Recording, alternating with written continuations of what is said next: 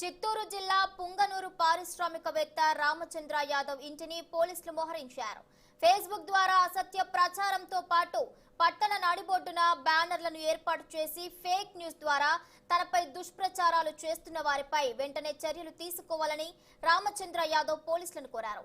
తన స్వగృహంపై జరిగిన దాడికి పరామర్శించడానికి వస్తున్న వారిపై అడ్డుకోవడం మండిపడ్డారు. ఇక చంపడానికి వచ్చినప్పుడు ఎలాంటి ఫోర్స్ లేనప్పుడు పరామర్శించడానికి వస్తున్న వారిని అడ్డుకోవడం ఎంతవరకు సమంజసమని వ్యాఖ్యానించారు. నా మీద, నా కుటుంబం మీద మంత్రి పెద్దిరెడ్డి రామచంద్రారెడ్డి చేసిన హత్యా ప్రయత్నాన్ని నిరసిస్తూ రాష్ట్ర వ్యాప్తంగా ఆందోళనను చేయడం జరిగింది. ప్రజా సంఘాలు, వివిధ పార్టీలు, కులాలు, మతాలకు అతీతంగా ప్రతి ఒక్కరూ, ప్రజలందరూ కూడా ఈ సంఘటనని ఖండించారు.